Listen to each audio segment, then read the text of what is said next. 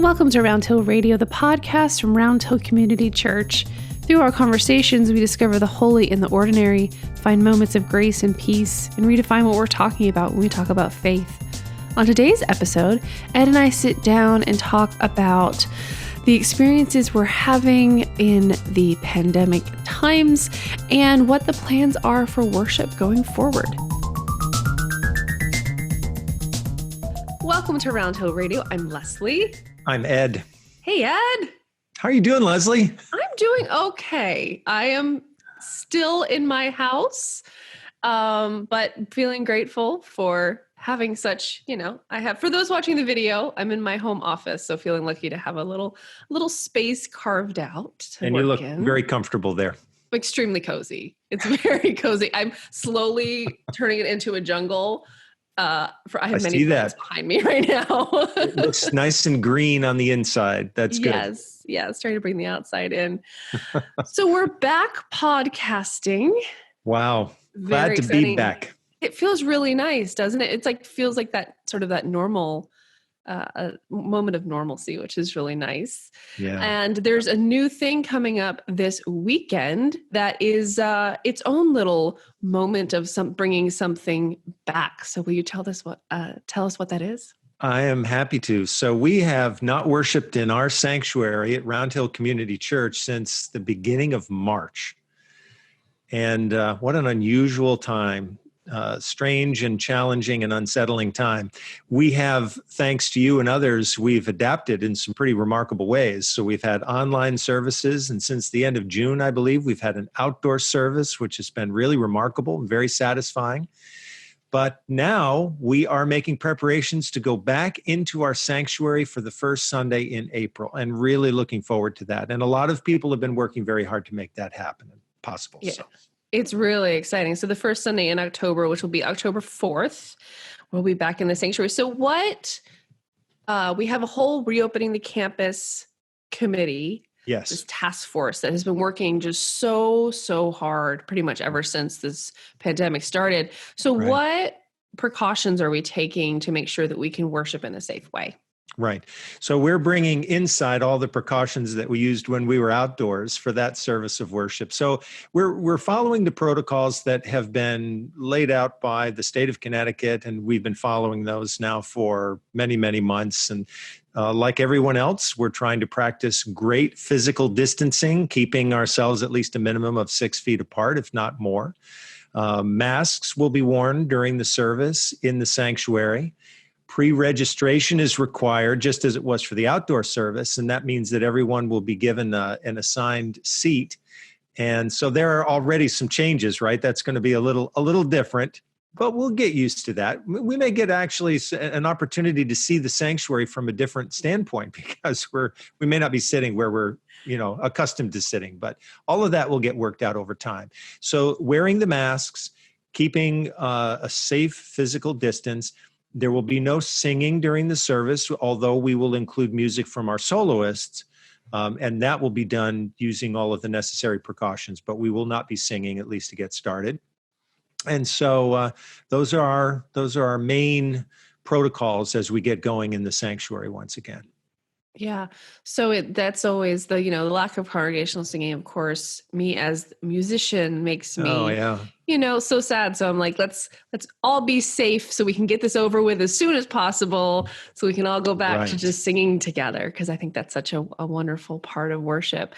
And we are, of course, so grateful for our soloists that have led us in worship over the past months, both on virtually and in the outdoor service. They've just been working so hard, adapting and learning tech. And now we're doing testing on different styles of singers' masks. You guys might have seen those. So singers' masks are kind of a funny thing, because with our normal masks, they're very close to our face. Right. And as you can imagine, when you have something on top of your face, you can't really understand what you're saying. So they've been making a bunch of different companies have been making these ones that have sort of a cage, a metal thing that makes them stick out a little bit. They're still just as, held with the border tied to the face, there aren't issues with the safety of that, but it creates what we're calling a sort of a resonance chamber so that you can understand what they're saying. And it's, we bought a few different kinds. So hopefully they find one that they're comfortable in. And so that's going to be great. And obviously going to be great making music with them, with the organ, because I'll be playing the organ again, which I did for the first time last week in about 3 months, 4 months. I was a little worried. Shake the dust off of it. And yeah, I will say some of the keys did have a pretty solid layer of dust on them.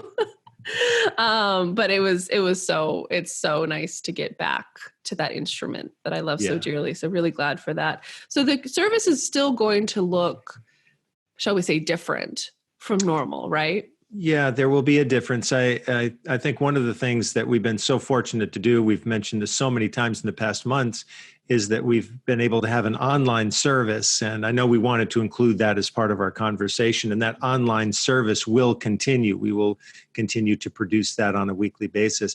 The indoor service and the online service will look very much the same, I think, in terms of the flow of the service. And so there will still be room for music.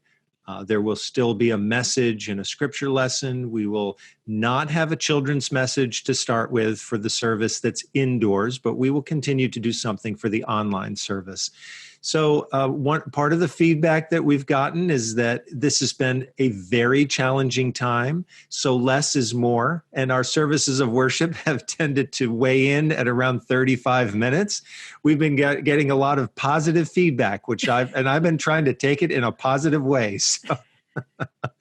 But actually, I think it has been very helpful for us to share the content of our message within that time frame, because so many people talk about fatigue related to their virtual experiences. And so to have a service of worship that lasts for a shorter space of time is giving people a chance to engage but not feel overwhelmed. So that's what our indoor service, I think, will continue to have that same flow that we have used. It will obviously include prayers and music, scripture lesson, and message.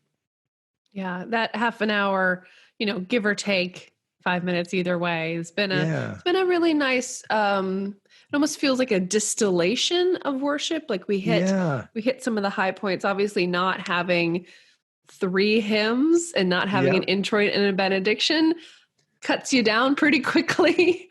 Yeah. So that's sort of the byproduct of that almost. Oh, I like that you used the word distillation, because that's exactly the word that was used by one of our members who tunes into the services every single week from another part of the country. And his comment was, it's wonderful to see this sort of concentrated message. It happens in a very efficient way. So anyway, that's been very helpful to people. Yeah, I like that. And I think, one of the silver linings of all of this is, we have created this online worship service. We do it, every church has had to do it in their own way. Yes. We chose right at the beginning to do it pre-recorded, which has turned out to be a great choice. A lifesaver. Yeah. Yeah, for sure. And so it's, being able to share that with people anywhere and also at any time, they can watch it Wednesday night at 5:00.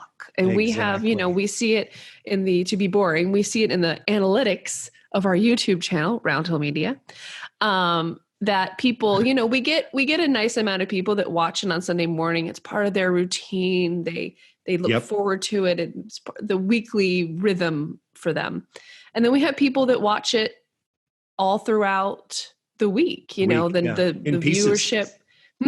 In pieces. In pieces, yeah. You watch it through the week, or you catch it when you have a minute. Some people will go back and watch like an older one if there's a message they missed. The Earth Day one has been very popular. Easter, of course, was such a wonderful, bizarre thing to do online. But I think, we found the special moments in all of it into making it something really, I think, very meaningful and very connecting. It's really been an honor to work on. Well, we have received so much positive encouragement from the congregation about this service, the online service, and that has been very rewarding. And I think it is a testimony also to the need that people have to gather in person, that even though that online service has been so rich and helpful, we certainly hear from our many members of our congregation, what are we going to do in person? And I noticed that when we returned to worship in person outdoors, that it started quite small and then grew from week to week until eventually we reached capacity. Yeah. And I think my hope is that we are also going to find the same thing indoors. We've chosen to start small and to go slowly so that we can really to every extent possible, ensure people's safety. We're very, very concerned about our care for our congregation. It's one of the ways that we can practice love as a Christian community, to look out for one another. So we do have this wonderful online experience that's been a great connector for us over the months. And now we're also responding to the need that people have to gather in person. We certainly understand that and appreciate that. So I think that's why there's a real powerful moment coming up this Sunday, October 4th, when we do return to our sanctuary. And I also think it's important, Leslie, you were asking about some of the other protocols. You know, the sanctuary has been thoroughly cleaned, and it's going to be thoroughly cleaned after every single usage. And so that will continue to be a pattern going forward. And it also turns out that this Sunday is World Communion Sunday. And that's not a big festival on the Christian year. Not a lot of people, sit around thinking, I can't wait for World Communion Sunday, but here it is. And it was really the dream of a Presbyterian pastor in the early part of the 20th century who wanted churches to have this sense that we're all in this together. He was concerned about the ways in which Christian congregations were splintering and denominations were breaking apart from one another. So he had this vision of World Communion Sunday, and when all churches across the world would celebrate communion together and recenter themselves in Christian love. So we will do that as well, and we have created communion packets for every single participant for this Sunday service. There will be a bottle of juice and a wafer, all contained in a small bag. So those will be available for people. This will probably be a way of taking communion that will be unlike anything people have ever done in their lives. But there it is. It's new and it's different, but it still contains the same basic elements. I love the creativity that's been put into figuring out how to make it work. And I think it's going to be really special. I mean, it will be a communion you won't forget. Absolutely right. Yes. Unique. I love that. So, and the reopening, the campus committee has been meeting for months about this, right? Oh, yes. Yeah. All the way back into the spring. It's been led by Nancy Mazzoli, and we have a wonderful committee, a great team that's been working together. And I think that's why things have proceeded in the way that they have. And people feel very good about the outdoor experience. And now they've brought all that same thoroughness to their preparation for the indoor service. So yeah, our thanks to Nancy and her committee. They've done a remarkable job, and their work isn't done yet. They're continuing to meet and to continue to work with changes. Some people have asked, so what's happening with children and youth and infants, for example, for this particular Sunday? There are no particular programs that we're making available yet for childcare or church school. Again, we're just trying to get back into the sanctuary and to see how that feels. Children may come to the service accompanied by their parents, but at the moment, we will forego childcare and programs for older children. Our youth group has been meeting all along, right through late spring and through the summer, and now we're in early autumn.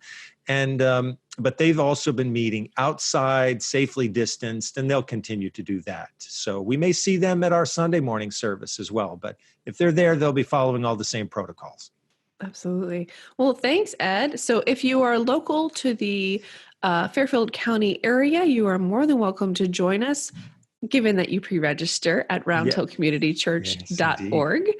And we will look forward to seeing you back here on the podcast next week. Thanks, Ed. Thank you, Leslie. Great to be back in action with you.